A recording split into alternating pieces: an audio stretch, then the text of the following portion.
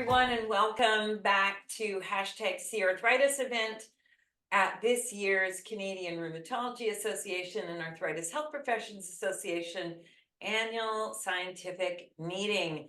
I am so excited. I'm Cheryl Cohen, by the way. I'm with Arthritis Consumer Experts. We host this program while it's going on throughout the meeting, and I'm super excited. I always seem to snag the superstar, Dr. Tom Appleton, every year in the interview booth. So, Dr. Appleton, thank you for joining me, and I appreciate very much your time. It's a pleasure to be here, Cheryl, and thank you for everything that you do, the broadcast network and all the outreach that you guys do through ACE. Such a huge resource, and I'm always excited to point patients to what you guys have been keeping up to date on your website and beyond. Super. Thanks so much, Dr. Appleton. Listen, I'm going to give the audience first a quick snapshot of who you are, and then we'll dive right into our conversation. So for the folks out there in viewerland, Dr. Appleton became a rheumatologist in 2016 and started practicing in the Rheumatology Center at St. Joseph's Hospital. You're from Western University. And then started as an assistant professor in the Schulich Department of Physiology and Pharmacology not long after. Your program of research, Dr. Appleton, really focuses on biology research program in early osteoarthritis, the most common type, and it includes multidisciplinary collaborative projects with multiple members of the BJI, which is, I believe, the Bone and Joint Institute. Is that correct? You Yeah. got it. Acronyms are the killer of us all. And you focus your investigations on the mechanisms of OA disease development and progression to try to identify new therapeutic targets. So you do stuff that's super, super exciting to people like me who are diagnosed with either primary types of osteoarthritis or secondary, such as in my case, as a result of long-standing rheumatoid arthritis. Dr. Appleton, we're so grateful to have you here, and thanks again for spending time with us. First, tell us just a little bit about yourself. Tell the audience, kind of situate yourself, your research program in osteoarthritis, as well as your clinical practice. How does that all work day to day for you? Yeah, absolutely. And please call me Tom. Okay, thank you, Tom. Of course. So I am indeed a rheumatologist, and that means I get to really be blessed with long-term relationships with my patients and our whole arthritis community here. And I also get to work alongside a really interesting and thoughtful group of other rheumatologists in our center and through our institute, researchers in musculoskeletal health and other folks who are thinking about, engineering solutions and, health disciplines that maybe we don't always think about in the clinic. So, I think one of the best things about being in an academic center and being able to work with the arthritis community is just how much knowledge is out there. And I think you and I are going to get to experience some of that next week when we get together with Arthritis Society and that whole initiative to really try to make a dent in the big problem we're all facing, which is the arthritis burden. My research program, as you've highlighted, is focused on osteoarthritis. We do also some rheumatoid and psoriatic arthritis work. The common theme is, not surprisingly, inflammation. And our immune systems are designed to protect us throughout life, and I think everybody understands that from an infection prevention and recovering from infections kind of standpoint. We also understand that the immune system plays a really important role in protecting us from malignancies. But what my research program is really focused on is how our immune system can protect us from degenerative arthritis and how that helps us to heal, or in the case of osteoarthritis, not heal properly. And so that's where we're really trying to discover those mechanisms and how we can develop new treatments that will help people for the really the most common disease that we see in arthritis worldwide. Yeah, I whenever I think about you and your center and how unique it is, I think of Santa's workshop and how all these people are there banging away and thinking away and collaborating to make the perfect toy, metaphor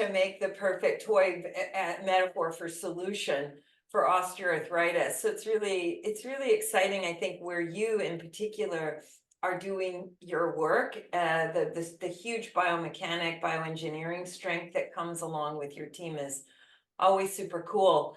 Um, I know every year at the meeting, there's something called the Great Debate.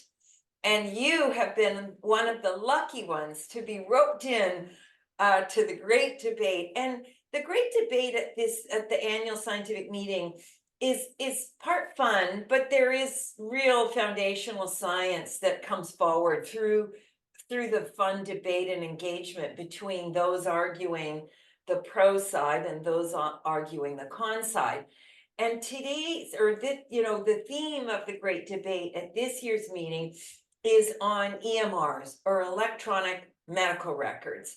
And you're arguing that the con side, that they don't save time for healthcare providers and actually don't improve quality of care. Now, we don't want to give it away because the debate hasn't happened yet, it's upcoming, but we want to know a little bit about how you think about EMR. So without giving it away or giving it away, we could have the sneak peek, if you will. We'll be the TMZ of arthritis reporting here, Tom.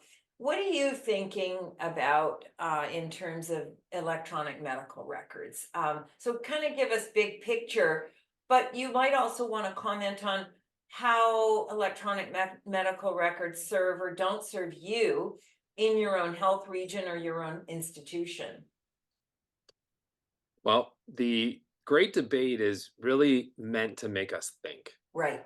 And I think any good topic that's going to be debated has to have clear pros and clear cons so that, there really is some equipoise or some debate about how we should proceed.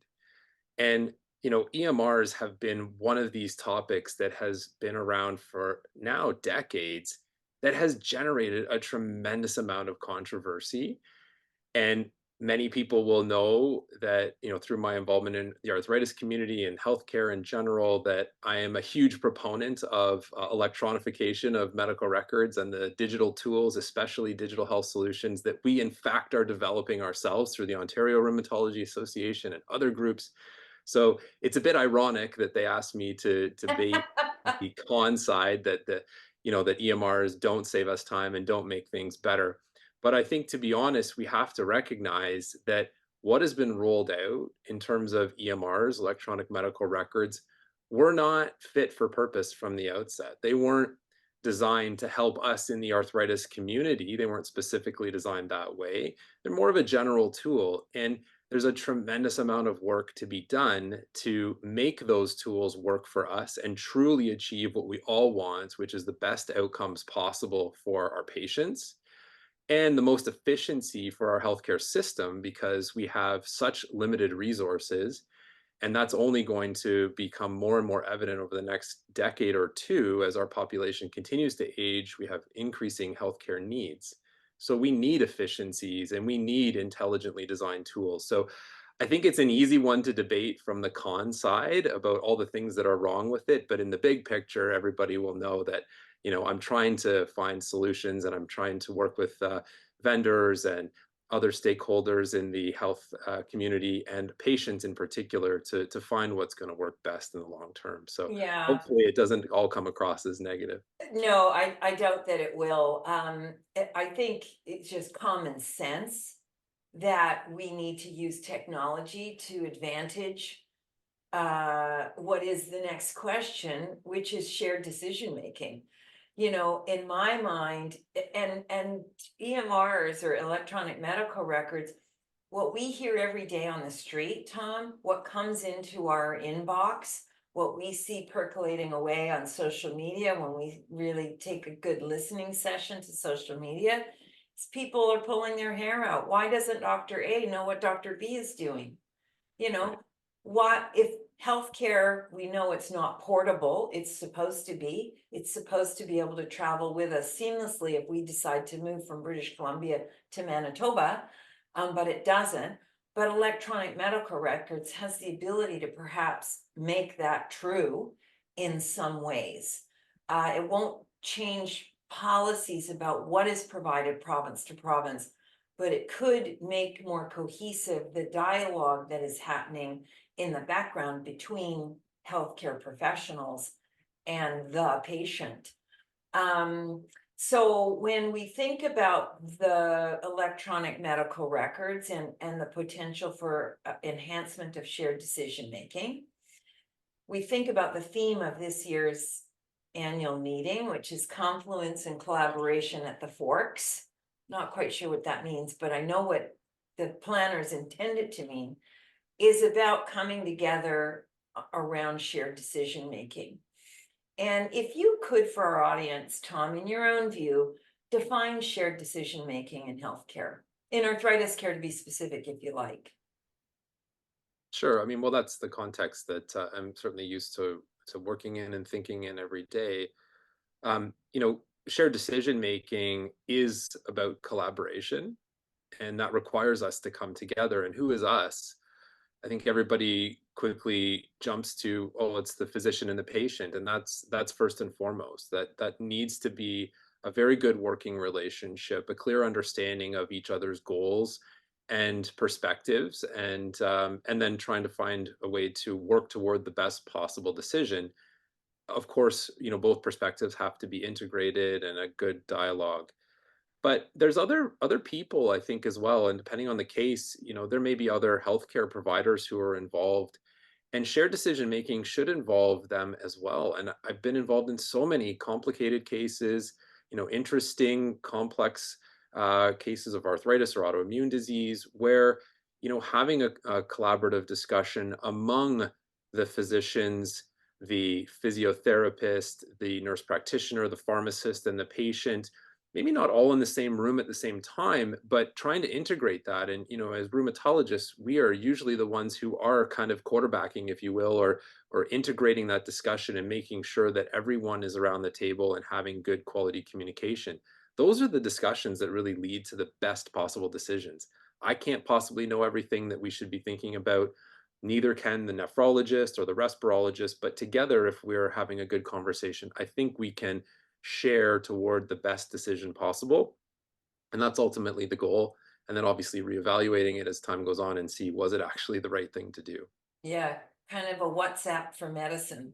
You Yeah, know what I mean? It's a absolutely. room, digital room, if you will, where people can come together with these really high levels of expertise about my disease. Let's just say I live with rheumatoid arthritis, and then you can have that fulsome viewpoint discussion. How does it then get shared with me? There's a lot of controversy, Tom, about availability of electronic medical records to the person. Okay, well, I happen to be one of those people who think, well, that's mine. That information's mine first and foremost. But there often provincially are, firewalls, things I can get, things I can't get. What's your view on that? How is that going to be addressed with EMRs and shared decision making in your view? Yeah, so the electronification part is definitely necessary to make all of those things possible, and how we share the information among the care team with the patient and so on. I mean, that it's going to have to be done digitally because there's no other pragmatic way to be able to do it.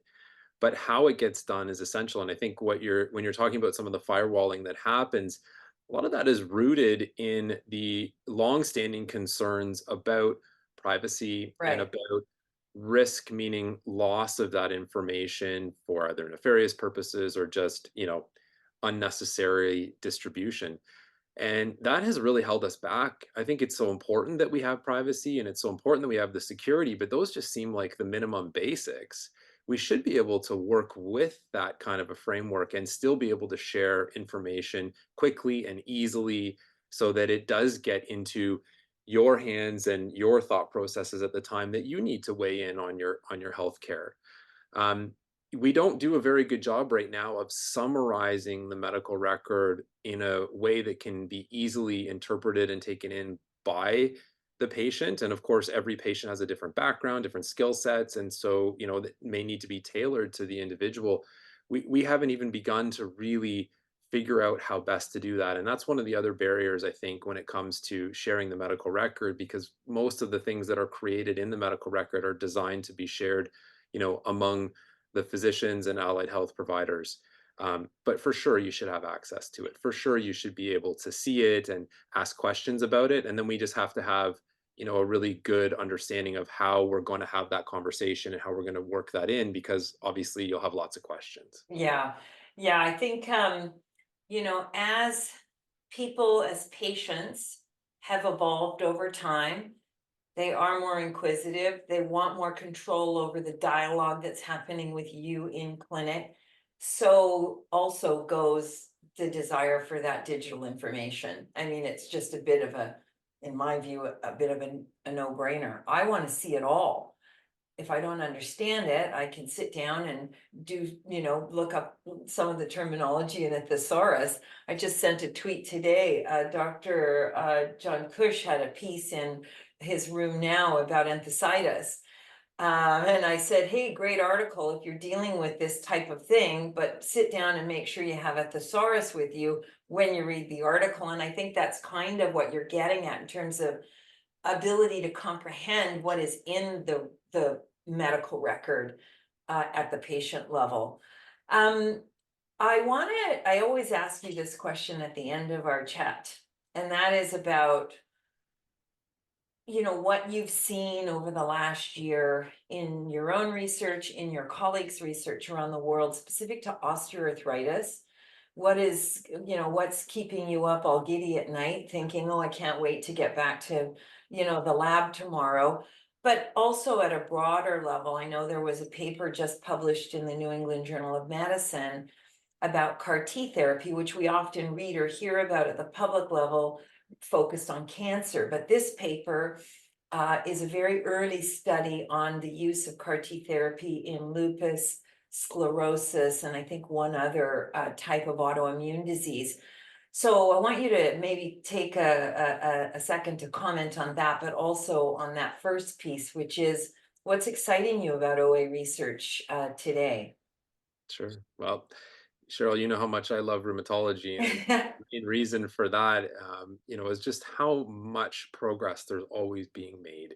It's incredible the work that goes on, and I don't miss a conference because the year in review and what's happening right now is always changing, and there's a lot to keep up with, and that makes it exciting, and I think it gives us great hope. That's what we need in this world more than anything, is just hope that things are going to continue to improve. And so rheumatology is a wonderful field for that. Osteoarthritis is as we know, the most common arthritis in the world. It's starting to really get a lot of investment and a lot of energy re-injected back into it, and I think that's so important. But it's also yielding some great insights, and there have been a few studies that have been reported, big studies actually, focused from the cardiovascular literature, and we know that the risk of osteoarthritis and the risk of cardiovascular disease are very much intertwined and very linked. And so patients who are going on therapies to try to protect them from cardiovascular events is also showing protection against progression and even the risk of joint replacement surgeries in patients with osteoarthritis. Big studies, well designed clinical trials, double blinded, good methodology, these sorts of things. So there's some really important insights coming from that, and how we're starting to understand how joints fail and why they do. And surprise, surprise, it comes back to the immune system. So I'm really excited about that, and I think that the future looks quite bright for understanding how osteoarthritis works, coming up with new therapies, and then the hard work for us to do will be to figure out how best to use them, in whom and when, and how to get the best outcomes. So it's an exciting time. Yeah. In the broader scheme about rheumatology, yeah, so there's been some really interesting immunologic therapies that have been developed, and you referenced the study from Georg Schett's group out of Germany, looking at CAR T cell therapy, which is a therapy that's designed to try to get rid of bad cells. So it was developed for cancer to try to clear cancer cells, but it's a genetically engineered kind of cell type that goes in and clears those bad cells from your body. And the bad cells in lupus are the memory cells, the ones that hold that memory for autoimmunity. And so this is a really cool proof of concept that has been shown now by Dr. Schett's group, that if you use this kind of therapy to clear the memory B cells, or the lymphocytes that are really involved in causing and driving lupus activity, that these patients, even though there's a very small number of them, they can do extremely well. Their lupus improves, they're able to come off of other medications that they're using to control the lupus, and even out to 2 years, continuing to do really, really well. So, this is not a therapy that's going to be in a clinic anytime near you. It's still very early days, and there's lots of safety questions and stuff to figure out. But just for our understanding of how these diseases work and just immunology in general, it just continues to move forward at such an exciting pace. And so it's a great find and nice to see that come out in print. Yeah, thank you for that overview. I mean, as a person who lives with an autoimmune disease, I'm always excited to see stuff come out in these journals, Tom, that to me is like turning the light switch off. So I know that's the promise of a CAR T type therapy. But in the short term, if such as in lupus, can spare use of prednisone, which is a real issue in lupus therapy, not just for you doctors who don't want to see someone on high doses for long term, even high doses for short term. For someone like me, we don't want to take it either, because we don't like the side effects. So a paper like that, as you said, hope springs eternal. I think we're just on the fringes of spring, so good timing for that paper to come out. And I guess something like that then we need to see evolve in larger numbers of people, more maybe a greater degree of specificity to a certain type of population that these things would treat. All very, very exciting. Tom, we've taken up lots of your time. We're so appreciative that you came into the studio again this year. It's always a pleasure seeing you. I can't wait to see you roaming the hallways and in the scientific sessions in Winnipeg. We're just a few days away from that. So again, thank you very much. You are just one of our favorites here at Arthritis Consumer Experts and in the broadcast booth. So we wish you well, and we hope you have a great meeting and good luck in the debate. Oh, thank you. I'm looking forward to it. And again, thanks for everything that you're doing, Cheryl. Thanks for having me on. And Yep, it's inspiring to see what you guys are up to. So thanks again. great. And thanks everyone for joining us. Tune in again to the next #CARthritis interview. Cheers.